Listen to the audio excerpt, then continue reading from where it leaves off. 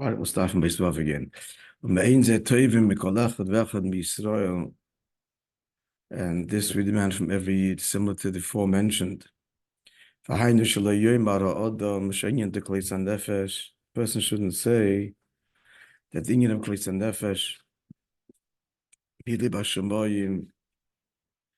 and so on, that the Alter Rebbe expressed. A person shouldn't say that this is a very lofty level. It's only shaykh to people of distinction. Like Baal Shem Tov and the Alter Rebbe. And who could dare approach the holy? Person shouldn't say that. Of the second Maimer. Shabbos Agdol. Since this union was Nezgala by the Rabbi, as explained yesterday, Bika the Rebbe. Shaykh me'in ze gam l'chol b'nei Yisrael. So it's shaykh in some measure to everyone. Shalinyon Yishon Nasi Yisrael. What's the union of a Nasi is the Eibusha told Moishe Rabbeinu, Klum nasati l'chol gdula ele b'shvil Yisrael. By Chet Egel, the Eibusha told him, Lech reid, go down. Go down from your position. Your position is only b'shvil Yisrael. So this was said by Moishe. Nasi Yisrael Harishon, the first Nasi, Avim Barabban, Shakol Anavim, the father and the master of all the subsequent prophets and leaders. To Lashon in Medrash. Mizem moving, so therefore, since the Rabbi revealed this Inyan, Shagamba Inyan the Kleisan Nefesh, Mili Bashomoyim, that this level of Tfilas Oshir, that he lacks for nothing, and the whole Tfilah is the Medina Chareva and Gzor Shetibone. So this is Shaykh, and he's a Shaykh but Tzarech Liyos. It's Shaykh and has to be there for Me'ein Ze Eitzel Kol Echad V'Yachad Ma'Makushorim Rabbi Yisrael Nesiyenu. By every one that's connected to the Rebbeim.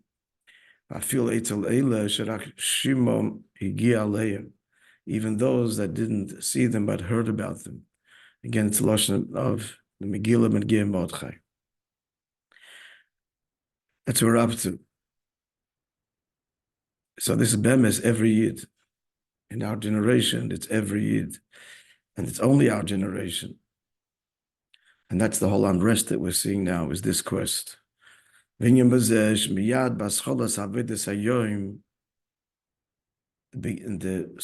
avodah? As he concludes that the foundation of the day, which Bechlal means in the best of circumstances, the neshama is not nizgala, not revealed in the guf, so the person is in a lowly state. But he means that the bigger picture is overall spiritual in a lowly state. Nonetheless, he has to know that even if he's in a lowly state, that he has the ability to come, to reach the highest levels of connection to God, the midah b'shamayim, that he has no request personally, but rather that your will be fulfilled.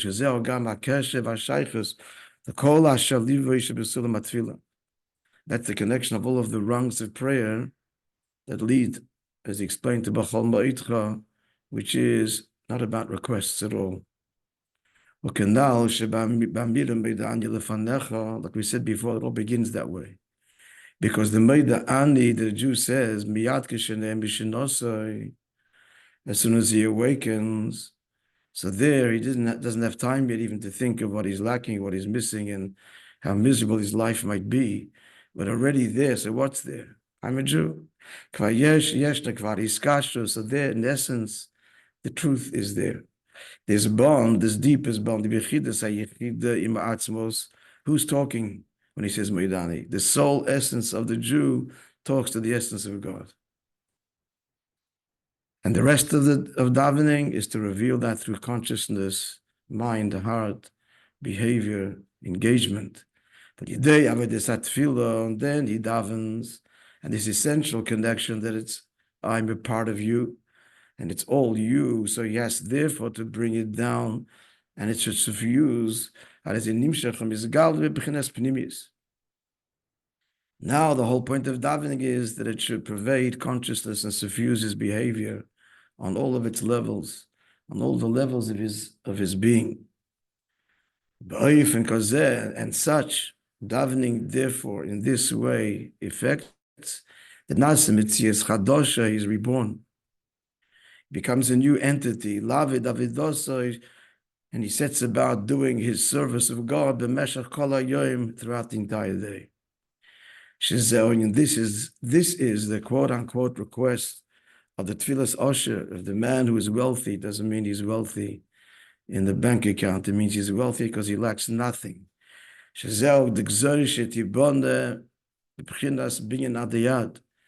what's his prayer? His prayer is, you, God, you decree that this world become your home forever, not fixed. You fix a factory. A home isn't fixed. A home is a place where you are revealed in all of your essence. So how does this translate as he engages the world? So he's out there, he's conducting himself in the way of the world, livelihood, etc. All the things that you need for survival, but it's not about survival. Yurgash, he senses in every, and he reveals, and he radiates in every expression of his life, it's all only nothing other than it's all for the sake of heaven, to carry out the divine will, to transform the world and make it an abode for God and for each one of us. This is from Shabbos HaGodlos. He concludes like we find the Gemara, the Talmud relates with with respect to the Exodus. The Eden cried out, they said, never mind the great wealth. We don't need it. We want to be truly free. We want to serve you. And even though they said that they're ready to, they don't need it at all, it was given to them. Yafa began God gave them the great wealth. God gave it to them because that's part of you. Now that you don't want it, now take it and use it in the service of God. Now it becomes valuable. It's only when you have no need for it. Now wealth to sanctify God's name in the world and do wonderful things and help people. To make this world a habitat, a home where God can be revealed and share himself with every Jew. This is the perfection of the state that is in ruins, that it's not the Medina Fereva, it's not just fixed, but rather it's transformed into a home, an eternal home. That God's essence is revealed here in the world. That's how the Maamar concludes, and we'll just look at the Yeah, I posted it. You have it there. It's on the table in front of you.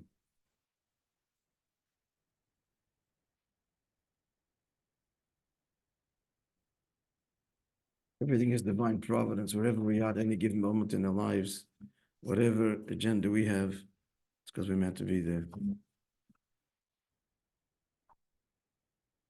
And sometimes only retroactively do we redeem all those moments and encounters and experiences. It doesn't always happen at the time, but at the end it will. Okay, Mizmor David, let's look at the summary or the overview. It's not a summary. It just tells you what the Maamar is going to talk about, so it's still useful. Let's read it together.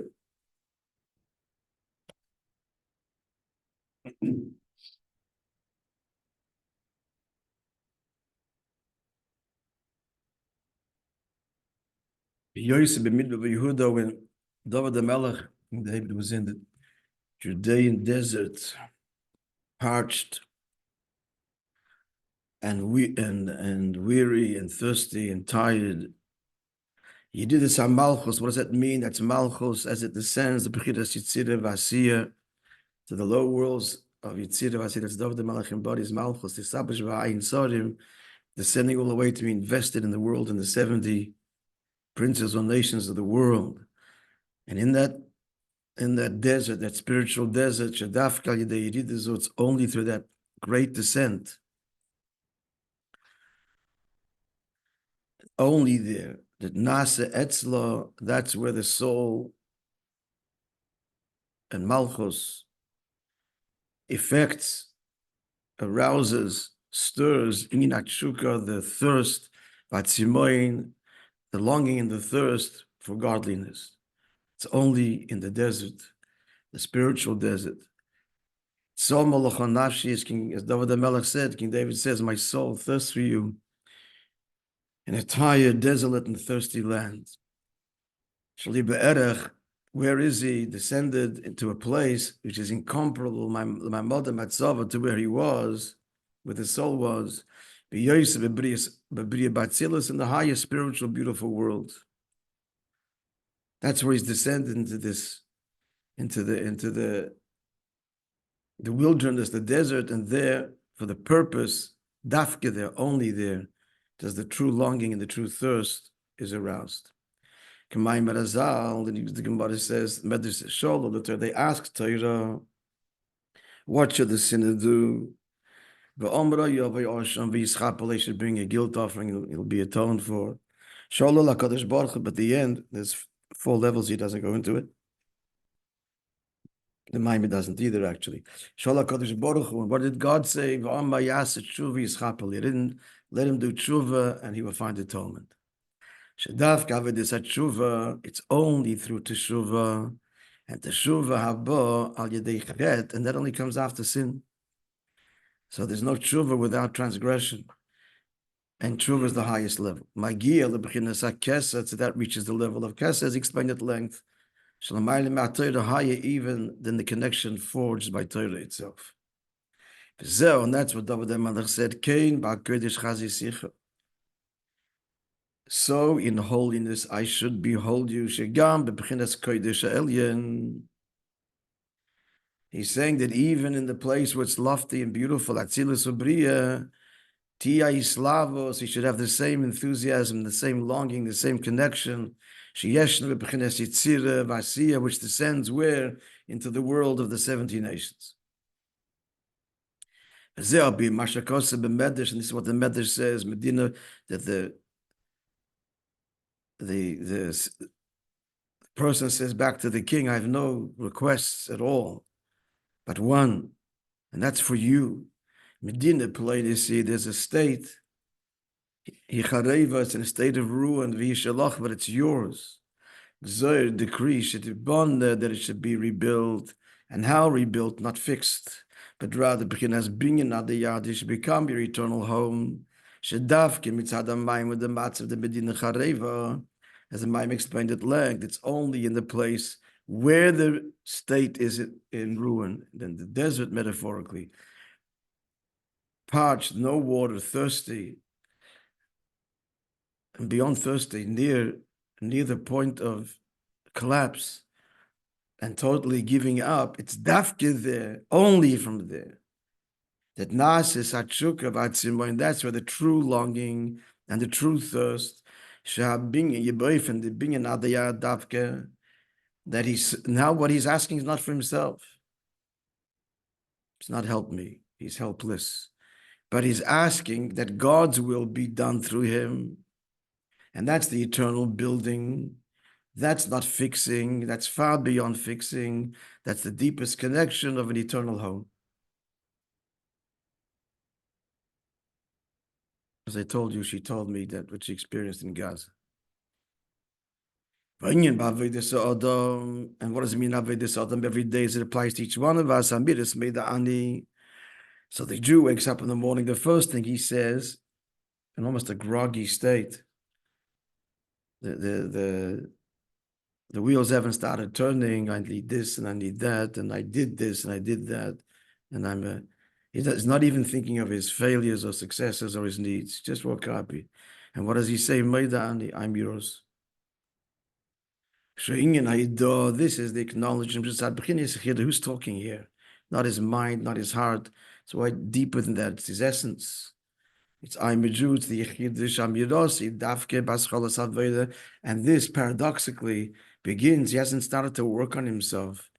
He's just abandoned everything, and that allows the true self to emerge. But now he's got it. Now comes the job. Now comes the work. There is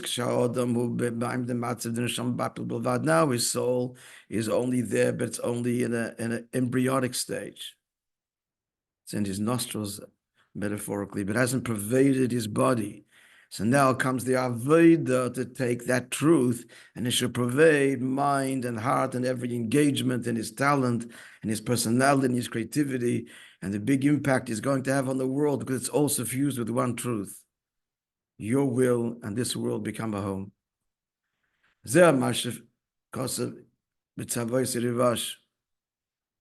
this is what the Baal Shem Tov said, that Yakshiv Kodim HaTfilah, a person should think before he davens, he's ready to die in prayer, in his longing and self-effacement.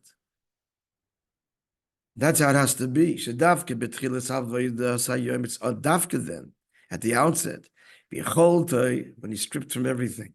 That's when that's when the real longing and the real thirst, the real one, for truth, for Hashem, to the point of the soul expiring in longing and attachment. And even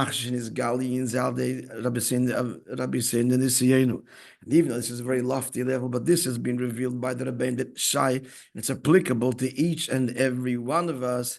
This is the mantra from every Yid, and thereafter, so the Bible goes on to say, the whole avodah is now take that and suffuse it with every level of consciousness and illuminate the world with that truth.